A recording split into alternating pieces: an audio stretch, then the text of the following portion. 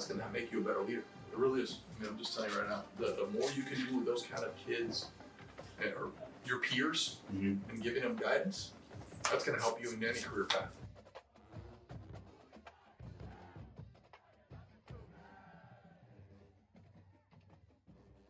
What's good, Cougs? Today we have a very special segment of the show. We are here with the Vice President of Intercollegiate Athletics, Eddie Nuñez. And Eddie, thank you for your time today. Do you have any thoughts today? How are you doing this morning, Eddie? I'm doing great. Thank you for having me. It's great to be a part of this, and hopefully we can help inform everybody out there about what's going on in Coug athletics. Okay, for my first question, you talked a lot about how your family was the overall deciding factor in you choosing this position, but why did you like Houston? You know, when I looked at the University of Houston, you know, there were opportunities that present themselves always throughout your career. And for me, it was finding the right place that fit with not just my family values of who I am as a person, but had the opportunity for real growth and had the opportunity to really compete at the highest level. So when you think about those different challenges that you look for in life, the University of Houston really had so many great things about it. And then when you think about the city, you think about the location, having so many resources really right around the corner. All those things really lined up great. And the trajectory of the university, what it had been doing so far, and where athletics went from the American to the Big 12, really made it enticing to me. And so I've always been a person that has taken a job or an opportunity, really, that might be a little bit challenging. Just because I like the challenge. I like to be able to bet on myself to make sure that we can do something, make something really special. So for all those factors, really, it lined up perfectly with what I was looking for. Okay, and speaking of challenges, what would you say was your biggest challenge you faced in your early tenure here? Well, I think there's a lot of things that present themselves. I think the challenge that we're all facing in this industry when it comes to rev share, when it comes to the changing landscape of college athletics when you think about conference realignment, then you start thinking about NIL and you start thinking about all those different things. Those are part of the challenges that we face, but it's not something we face ourselves. Everybody in the industry is facing them. I would say here, for me, more than anything else, is trying to get to know everyone and everyone getting to know me. Trying to get around the community, show them more what we're about, selling the vision, selling how we're going to do things, and then building the trust within the department, within the university, within the community. And so for me, those challenges sometimes can be perceived as difficult.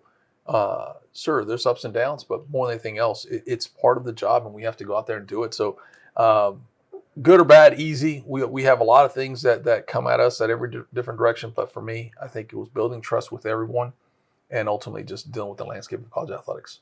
And what do you say one thing that you've learned as you're facing these challenges? Patience.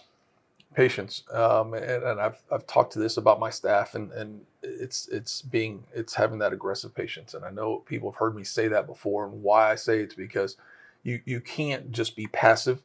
You have to understand when to take a step back and kind of assess the situation before a decision's made.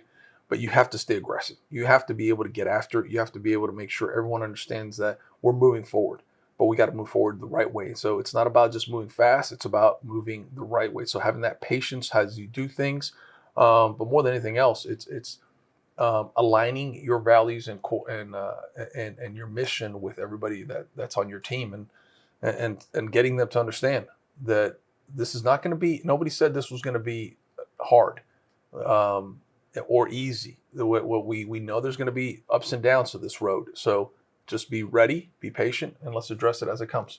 Okay, moving forward, you guys just made a new hire for the women's basketball head coach, yep. Matthew Mitchell. What was your relationship with him prior to discussing the job?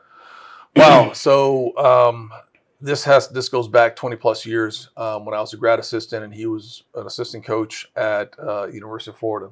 So I got to know of him a little bit. Really weren't close then, but I knew of him, and I watched his career as my career took off in the coaching world, and then I pivoted to the administration side.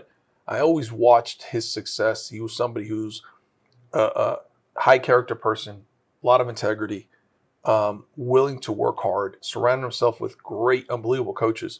And to see the success he had was I wasn't a stranger. I mean, no one was surprised. And so when this opportunity presented itself here, and I got word that he might have some interest, I wanted to make sure that I did my due diligence. Okay, and what was that conversation like when you guys were discussing, bringing him in? Honestly, his true intent. I want to know if his intent was he trying to take this job to get another job? Did he understand the challenges that we have right now? And the challenges here are no different than anything else. It's really about we have great opportunities in front of us that have not been taken full advantage of. So it's going to take rolling up your sleeves and getting after it. And so wanting to make sure that he understood that I want somebody that's going to be a team player, that's going to get in the community, that's going to build this program. It's been done here before. We've seen it with the men's side. It's not easy, but it can be done and done at a high level. Same thing our football team is doing right now. Same idea, same mindset. And what would a successful women's basketball program do for the university and the department? Success across the board in all sports is imperative. I think for us, you have to have the success in the football and the basketballs. Why? Because those are what drives the dollars. Unfortunately or unfortunately, however you want to look at it. And so we have to make sure that those sports are doing their part. Women's basketball is no different. Women's basketball has to be able to do its part. Can we generate revenue from there? I think we can.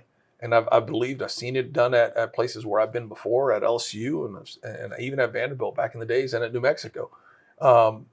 Is it going to be at the same levels of men's or football? No. But we can do something that right now is not being done. So selling season tickets, trying to ramp up the attendance, whatever we can do, all that's going to be new for this department, new financially, new marketing, bigger brand investment. So there's a lot that can happen and a lot that it can do for this department if we do it right.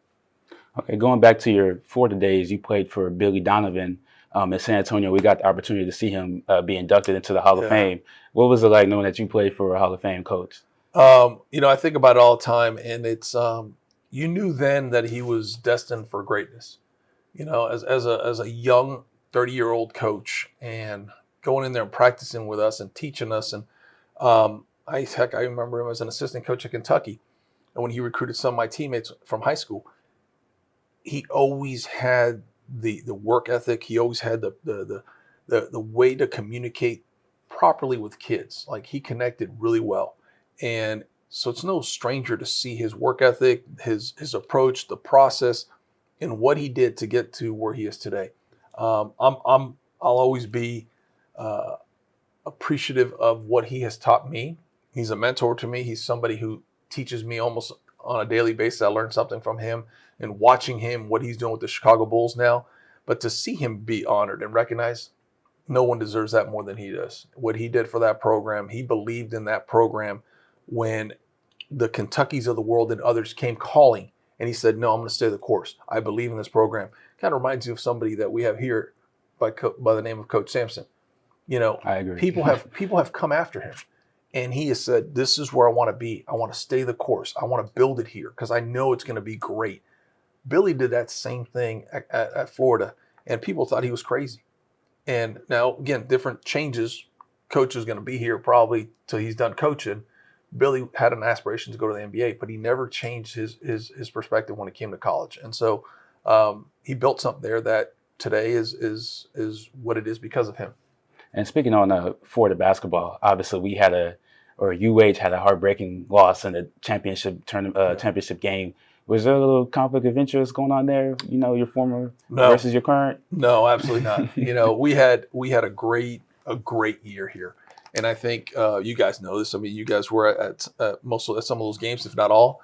I mean, you talk about Big 12 regular season champion. You talk about Big 12 conference champion. You talk about Midwest champion. To be at the national championship game, we had an unbelievable year. So when I look back, I know how hard it is to get to that point. And so we all need to take a real step back and appreciate the moment because that was great. The conflict for me, there's none. I learned a long time ago in this business, look, it's my alma mater. I'm always proud of them.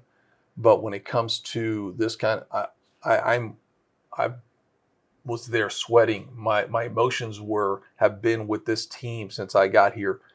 UH is where I am. And I wanted our kids to have that chance to hold that trophy. So there's no conflict. And I've said this more than anything else, probably more than anything, because we were playing them, I wanted to win even harder. And for our kids, I just, because it's not about my connections or anything else. It's more about the possibilities and the opportunities for our kids. I like that. Switching gears a little bit, Yeah. Tilman Fertitta, he's been the chairman of the Board of Regents since 2009. Yeah. He's provided tons of financial assistance to the athletics. What has your relationship been like with Tilman? When I arrived here, first of all, we're still getting to know each other every day. I've only been here about 8 months, and what I do appreciate about him is his candor, his straightforward. Just when I need guidance, I can pick up the phone and call him, and he's going to provide it. If it's going to Austin and saying, "Hey, who should I talk to? How should I do things?" He's providing that guidance, and to know that you have somebody with that much financial intelligence, what he's been able to do with all of his businesses, what he's been able to do to give back to the community, what he's done for this university, to have someone of his caliber to be able to lean on and say, I need your thoughts, I need your guidance. It's something that's, you can't measure it it's just an invaluable opportunity that I have in front of me. So I use it. I take advantage of it. He's a great friend, but I also know that his role with this university is, one, to make sure that we can continue to keep it at the highest of the high. He loves athletics. He loves this university. He loves the med school. He loves every aspect of this community. So to have someone like Tilman be someone we can lean on it truly is one of the foundational pieces for this university. Okay, and Kelvin Sampson and Willie Fritz, they're sort of the prominent figures of UH athletics, and they were part in the decision to make the hire for you to come here. How often do you guys collaborate on different projects for the athletics department? Yeah, I think you're going to see more and more as we go through this process. The challenge that we had with both of them, they were both part of that process. And I got to know them a little bit more than I did some of the other coaches because of that process. What I appreciated about both of them was, again, they were very transparent from the beginning. These are the challenges. This is what we expect. This is where we need to go. And for me, that's what I needed. I don't want somebody sugarcoating and telling me. So I appreciated Willie. I appreciated Kelvin for telling me those things that I needed to hear when this process was going through. And the collaboration factor and how we do things moving forward. When I got here, football season was there. So Willie was in the mix with trying to get the team going. First year, a lot of things moving in different directions, building a program. So for me, it was just getting to know him, building that trust with him.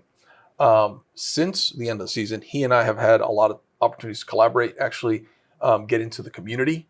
So we've done a lot. Now that basketball season is done, you'll see more of that with Coach Sampson. But when you have your two most prominent coaches, as people perceive it, when you have your football and your head basketball, and they're all in, they're working together, but not just working together, they're helping elevate everybody in this department. That's an unbelievable recipe for success. And why is it important for not only you, but coaches and student athletes to interact with fans and students in the community? That's what we do this for. It's about providing value. I've always said this to every provide some value for everything you do. And for me, we need to provide value to our student athletes because that's, that's what we do for here. But we're also providing value back to this university, to our fans, to our donors, to our supporters.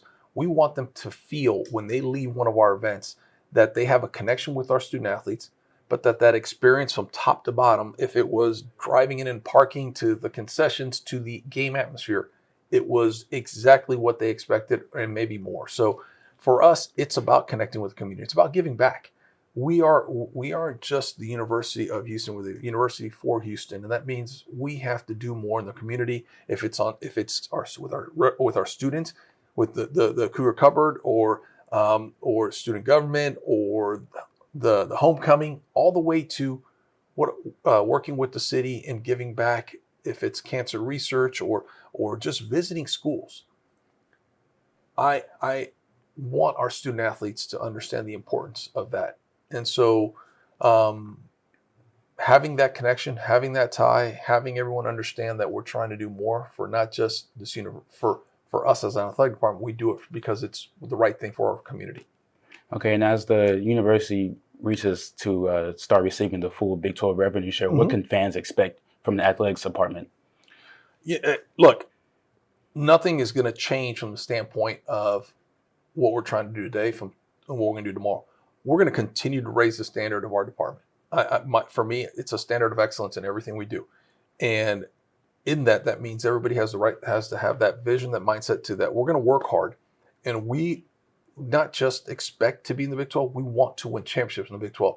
Getting that full rev share is going to allow us to make some things a little bit easier when it comes to supporting our teams. But the fact is, nothing's changed. What I appreciate so much about this department is when they came into the Big 12, they didn't say, well, until we get the full share, we just got to be okay. No, they came swinging. And you saw that with basketball. Yeah. Back-to-back conference championship. That track, everyone else, all these teams that said, we're not just coming in to be a participant. We're coming in to show you how good we are. So I don't think the only thing that's going to change is we might have some more resources to do some more things. But the reality is nothing in the mindset, in the vision, in the practice, and the way we approach things are going to change. We're going to continue to raise the standards in everything from marketing to merchandising to our game day atmosphere. We want everyone to see that we want to lead this league. We want to be one of the flag bearers like we are in basketball. We want to do it across the board in all sports. Okay, for my last question, everything you've done in less than a year's time, men's basketball, we had a regular season and a tournament championship. We had a title game appearance. We have the new football facility, new vendors at TDECU Stadium. Yeah. Track and field had a great indoor season. They brought home 4 conference championships. Yeah. Men and women's golf are competing for a conference championship. Merchandise has been placed in a whole bunch of storefronts across the city. We had the Houston Blue rollout. What do you and your team have to do to keep this momentum going into year 2? Never get complacent. Never get too high, never get too low. Keep working hard, because in life you're going to be given a bunch of different things that are going to come in different directions. And don't get complacent that, look, just because we won a game or a big game doesn't mean that we just sit here and say, okay, we've arrived. No, we got to work even harder, because expectations have now been raised. And the same thing, if you lose or we don't, or we're not successful here or there, look, it's okay to fail. It's fine. But if you allow that failure to determine who you are in a negative way, then we're never going to be great. So for us, it's learn from every opportunity that we have. So if we're not successful, there was a lot of things that we rolled out that maybe weren't as great as I wanted them to be, but guess what? They're only going to get better. They're rolling out the blue. We're going to do it bigger and better next year. Those are the ways we get better. Those are the ways that we continue to raise the standard here. We got a lot of corporate partners that we have to become. They have to become a bigger part of this department. There's too many Fortune 500 companies. There's too many donors out there. There's too many supporters that we haven't done a great job with. So guess what? That's a new task. That's a new opportunity. And if we do it right, I promise you this department is not just going to be competing for Big 12 championships. It's going to be competing for national championships. So I'm excited. I'm excited for what the future holds, what the day-to-day holds. But I know one thing. With our student athletes, with the coaches we have, with the fans that are out there cheering us on, everything's possible here. All right. Well, that's all I have for today. Once again, guys, this was our Vice President of Intercollegiate Athletics, Eddie Nuñez. And thank you for taking the time. And go Cougs. Go Cougs.